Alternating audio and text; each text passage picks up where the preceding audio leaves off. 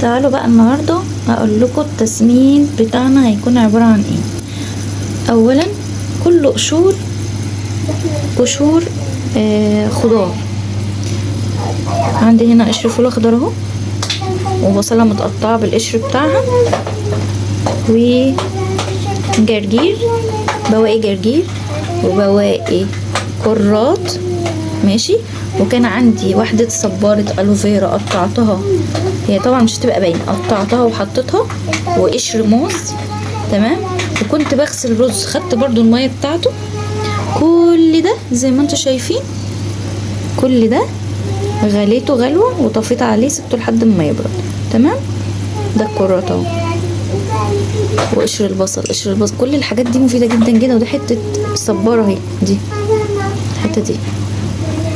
المهم كل ده مفيد جدا جدا جدا جدا للزرع، واللي هيستمر عليه صدقوني مش هيبقى محتاج طول السنة تسميد.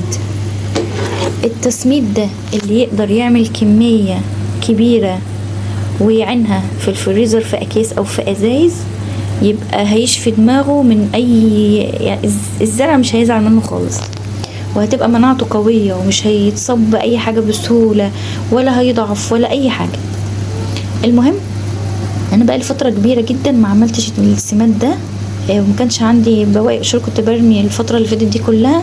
فالزرع عندي لما اجي على حبة البرد اللي فاتوا بصراحة حاجات كتير ضعفت.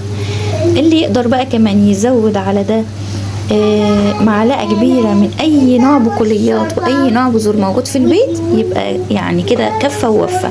عدس، بذور حلبة، بذور ترمس، حمص الشام، أي حاجة، عدس، اللي هي الغلة البليلة دي بيقول عليها بليلة. عندك قشر بنجر، حط قشر تفاح، قشر أي نوع فواكه، بجد بجد هيبقى من الآخر. اخد ده كله واصفيه في الجردل المخصص للتسميد بتاع الزرع. هكبه هنا تقريبا هيملى ربعه، بعد كده نزود الباقي كله ميه عاديه. دي تقريبا الكميه هي اللي اتعملت لصفت يعني على الحبه دول، تقريبا ربع الجردل. هملى بقى بقيه الجردل كله ميه عاديه من الفلتر. تمام اهي، دي الكميه اللي طلعت معايا بعد ما زودت بقى. انا زودت الميه لحد كده، هتكفي معايا الزرع كله وهيفيد منها حبه. بعد يومين هزود تاني على الكميه اللي فاضت ميه، واسقي تاني الزرع بعد يومين او 3. هنا جيت عند الزرع عشان اسقيه.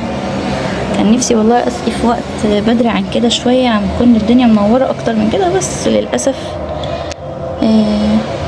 عم خلصت يعني اللي ورايا وخلصت السماد وكده، وعملت السماد. طيب احنا هناخد اهو كل قصاص كبير على حسب بقى، كل قصاص على حسب ما هو محتاج، تمام.